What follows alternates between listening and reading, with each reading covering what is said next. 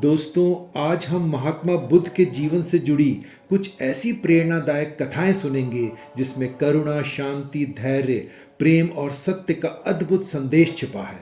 गौतम बुद्ध ने अपने सरल विचारों और जीवन की छोटी छोटी घटनाओं के माध्यम से मानवता को सही मार्ग दिखाया। उनकी कहानियां केवल मनोरंजन नहीं करती, बल्कि हमारे जीवन को बेहतर बनाने की सीख भी देती हैं।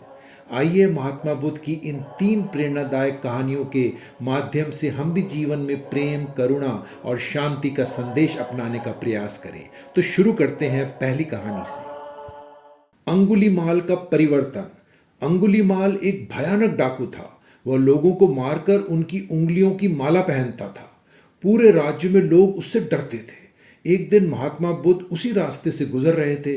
लोगों ने उन्हें रोका, पर बुद्ध शांत भाव से आगे बढ़ते रहे। अंगुलीमाल ने बुद्ध को देखकर चिल्लाकर कहा, रुक जाओ। बुद्ध मुस्कुराए और बोले, मैं तो रुक चुका हूं अंगुलीमाल, तुम कब रुकोगे? डाकू हैरान हो गया। उसने पूछा, आपका क्या मतलब है?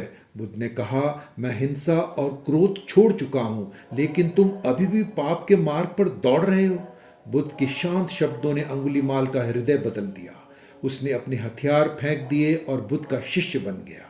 सच है, प्रेम और सत्य से सबसे कठोर हृदय भी बदल सकता है।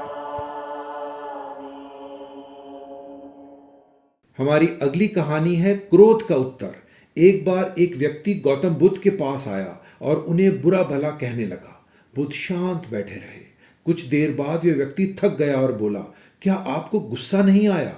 बुद्ध मुस्कुराए और बोले, यदि कोई किसी को उपहार दे और वह उसे स्वीकार न करे तो वह उपहार किसके पास रहता है?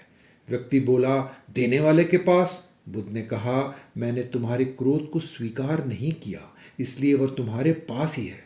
यह सुनकर वह व्यक्ति शर्मिंदा हो गया और बुद्ध से क्षमा मांगने लगा। सही है, शांति और धैर्य से ही हर परिस्थिति को जीता जा सकता है।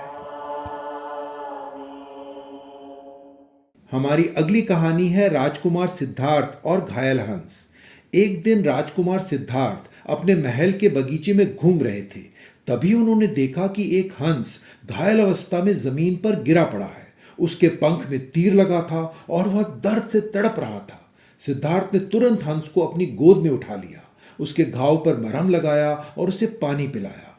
थोड़ी देर बाद उनके चचेरे भाई देवदत्त वहां पहुंचा। उसने कहा, यह हंस मेरा है, मैंने इसका शिकार किया है।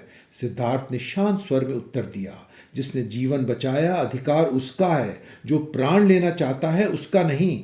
यह बात राजा के दरबार में पहुंची। सभी ने सिद्धार्थ की दया और करुणा की प्रशंसा की। उसी दिन से लोगों ने समझ लिया कि सिद्धार्थ का हृदय सभी जीवों के लिए प्रेम से भरा है। सच है, दया और करुणा सबसे बड़ा धर्म है।